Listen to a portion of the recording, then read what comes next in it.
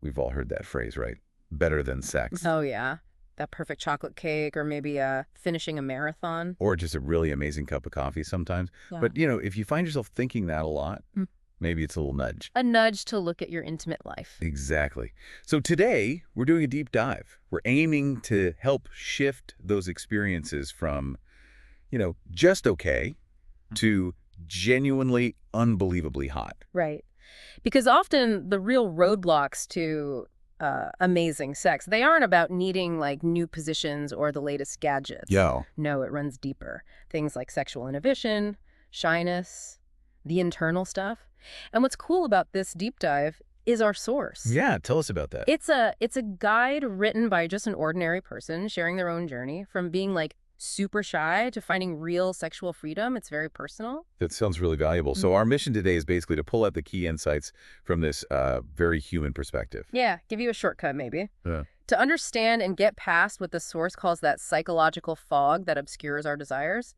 Ooh, I like that phrase, psychological fog. So you can finally get to that better sex that surely awaits you. Let's unpack it. Okay, so fundamentally, sex should be about pleasure, connection, just getting off and doing whatever feels good. Sounds simple enough. But as the author really shows, inhibition and shyness, they can twist that desire into feeling like a chore. Ugh, yeah, and that leads to those, long gaps between times you connect. Exactly. And that little voice asking, what's wrong with us? Why isn't it like it used to be? Yeah. So the whole point is freeing yourself to get to that better sex. That's such a great way to put it, because we often look outside, don't we, for a new technique or a trick. Right. But this source really zeroes in on the inside job. It says, sure, new positions and toys can be exciting, but ultimately, it is what we bring to the bed that really matters. So it's less about the physical mechanics. Much less. The main argument is pretty profound. It's what's between our ears that count and not what's between our legs. Our minds are often the biggest barrier. Okay, so if sex is naturally about pleasure, why does that initial, spark or freedom fade sometimes? Well, the source does acknowledge that routine, life stress, kids, jobs, health stuff, that all plays a part. Sure, real life happens. But it argues pretty strongly that the main issue usually doesn't come from outside sources, but from what's going on inside your mind. Yeah. It calls this sexual baggage. Sexual baggage, okay. You might push it aside in that honeymoon phase, but it creeps back, and then it becomes this sort of excuse not to enjoy sex, and your confidence just shrinks. But there's hope. Definitely. The encouraging thing is once you actually face this stuff, it often just dissolves. It can disappear. And a big piece of that baggage, the guide says, is repression. Yeah, a huge piece. The author even calls sexual repression the root cause of a lot of misery. Wow. And think about the messages we get from society, family. It's all so contradictory. Like, it's good to like sex, just don't flaunt it. But if you do flaunt it the right way. Right. What even is the right way? It's confusing. Totally. And it pushes people into these boxes, slut or a prude. It ignores the huge middle ground where most of us actually live. And that constant worry about judgment. Exactly. The source says, what should it matter if you watch a little porn or masturbate to a picture of your favorite star? It shouldn't. Worrying just represses us more, stops us enjoying simple pleasure. Okay, let's dig into those internal barriers then, starting with childhood messages. The author's story here is, well, it's intense. Yeah, she talks about being taught sex was bad, dirty, and totally disgusting. Wow. From a young age.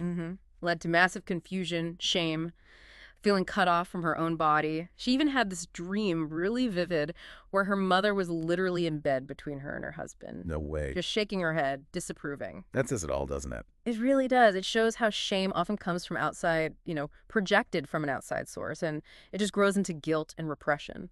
So what was her turning point? Her light bulb moment came when she realized, as an adult, hey, I own my body. I don't have to believe these terrible untruths anymore. That's powerful. It is, and it highlights that key idea. Yeah. Humans don't naturally dampen their sexuality. We learn to hold back. Which leads us to another big idea the source tackles. Reclaiming pleasure by challenging that word, slut. Right. And in this context, behaving like a slut isn't about promiscuity. It's reframed as being like a nympho with your partner. Okay, so just someone who really enjoys sex without holding back. Exactly. Someone who enjoys sex without inhibition or judging themselves. It points out how women carry that label so much more heavily than men, doesn't it? Oh, for sure. It's a total double standard. So the message is, unleashing your inner slut is about giving yourself permission. Permission to have wild and crazy sex, to realize you weren't born with something missing. You have everything you need. You have everything you need for deep satisfaction. It's about radical self-acceptance, owning your own sexual power. And a big part of that self-acceptance has to be dealing with the past, right?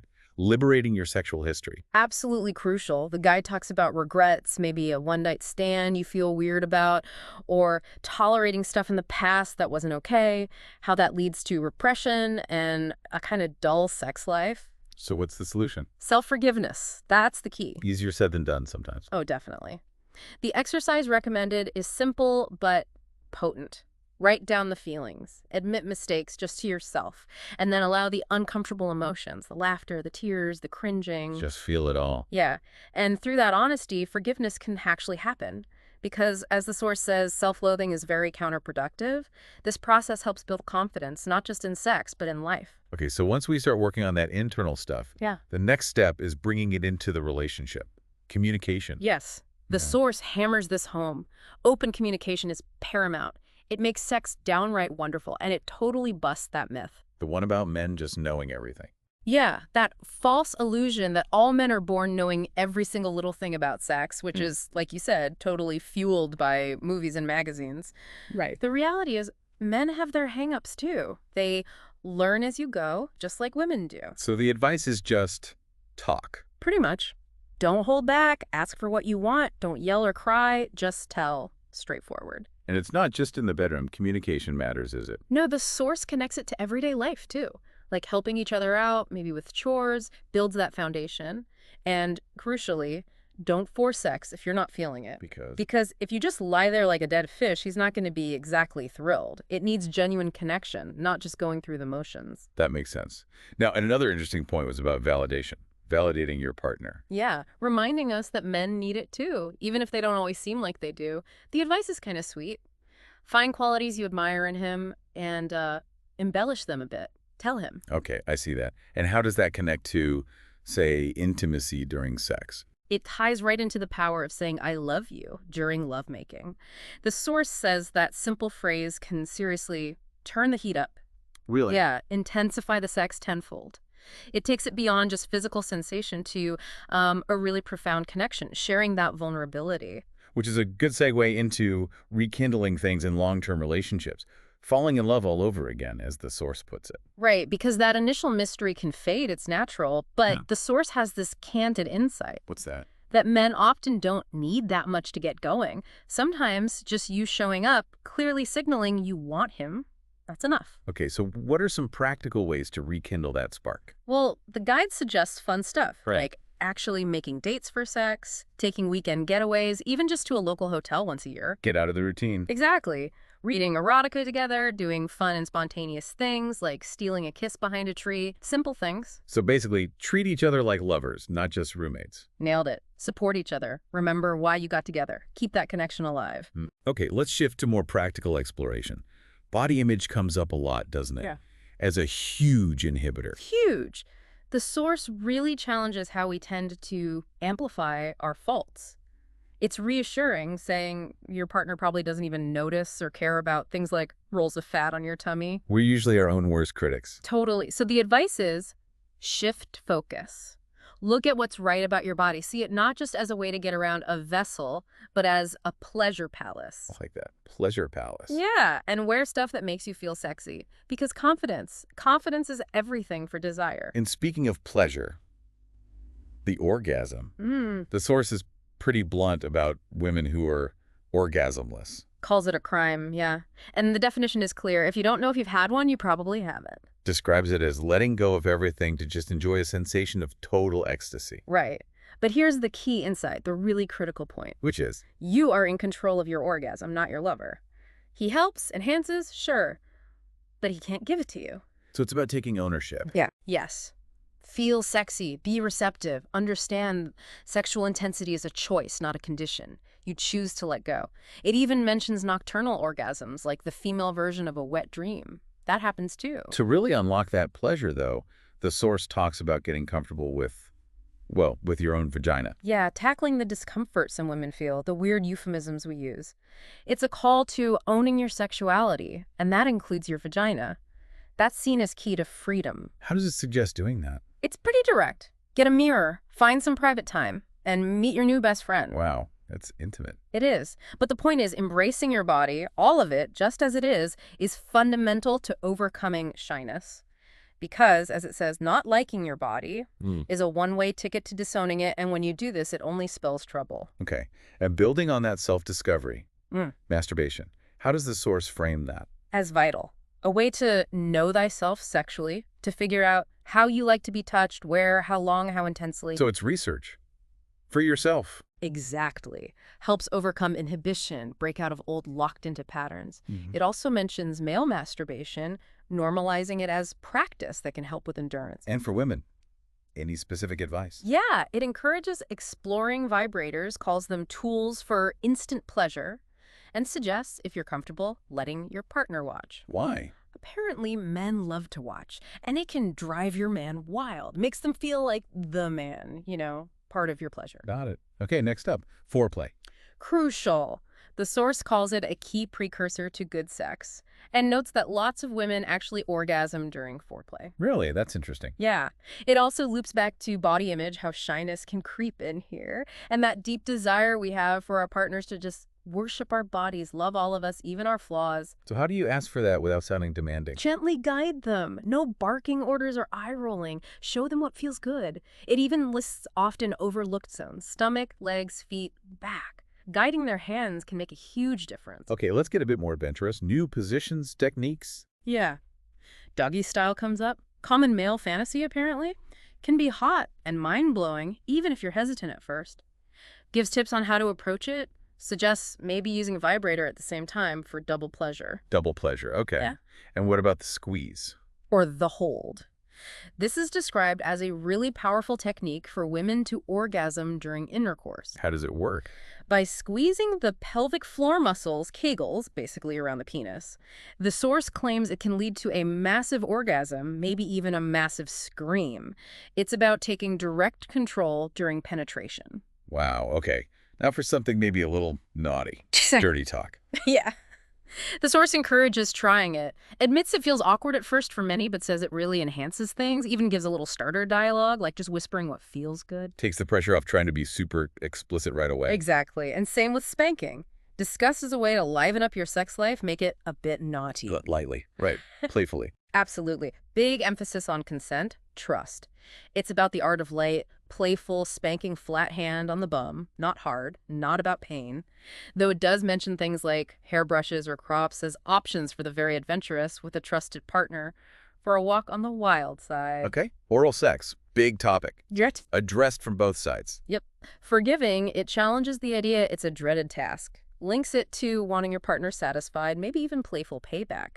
Gives practical tips, focus on the tip, don't forget the balls, talk about swallowing or not, be direct. And for receiving, cunnilingus. Key is being receptive and teaching your partner how to do it right. Relaxed tongue, like licking an ice cream cone, focus on the clitoris, vary rhythm and pressure, talk about it. Suggest 69 for mutual fun too. And for the really adventurous, anal sex gets a mention. Briefly, as an option for couples looking to explore further, calls it a natural progression for some. With caveats, I assume. Oh yeah, emphasizes. Both need to be turned on, go slow, use lots of lube, use a condom, and practice good hygiene afterwards. But also reiterates, no big deal if you do or don't. It's just an option. Okay, what about exhibitionism? Sounds intimidating. The source defines it pretty simply. Just exposing yourself to your lover.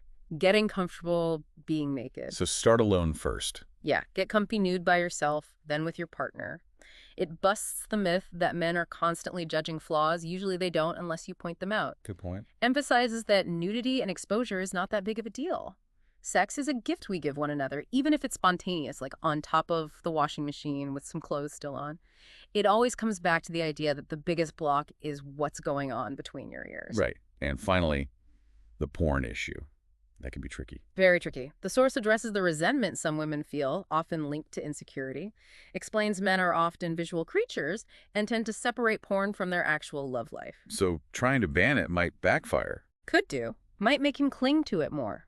The suggestion is maybe try sharing it, discussing it, making it less of a big deal. The author even talks about her own journey from hating it to accepting it, sometimes using it as an aphrodisiac. Interesting. So the advice is maybe explore it together or find alternatives. Yeah, try it. Maybe fast forward to bits you both like, or explore sexy movies, more artistic stuff like Henry and June. If explicit porn isn't your thing, find common ground. Wow. Okay. So pulling this all together, it really is a full roadmap, isn't it? It is. To becoming less inhibited, having a really fulfilling sex life. It covers shedding the baggage, finding your inner nympho. Open communication, exploring your body, trying new things like self-touch, foreplay, dirty talk, spanking, oral. Right. And accepting your partner's stuff like porn use. And just fundamentally loving yourself and your partner. All of it. It's also a call to stop making excuses, right? Oh, definitely. That whole list. After the baby, when I lose weight, when I'm not so busy, the source is blunt. It's time to get over all that. Because Sex is good. And if it's what you want, it's never a mistake. It's a stress reliever. It creates good feelings. Endorphins. It's good for you. So, stripped down, what does great sex really need, according to this guy? It's actually incredibly simple. 2 things. A willing partner that you trust and a place or room in which to do it. That's it. No fancy wine or roses required. Nope. The argument is that sex problems usually aren't mechanical. They stem from being taught somehow that sex is bad. So, It's time to unteach ourselves. exactly. And the path is kind of freeing. Take care of the sex part, focus on pleasure and connection, and all the repression and shame will inevitably take care of itself. So good sex isn't about massive effort, but more about willingness. Yeah. Investing a little. Yeah, invest a little in to get a lot out of it. And think about it, one of the biggest inhibitors is just not being able to say what you need, what you desire. Building that trust. Building that deep trust can open the floodgates, really Yeah. connect you. So here's something for you listening to think about, reflecting on all this. What's one untruth about sex, maybe one you were taught or picked up, that you could choose to challenge this week? Yeah, and what's one desire, maybe something small, that you could give yourself permission to explore? Just for yourself or with your partner. The journey to confidence, to ecstasy. It's right there, yours for the taking.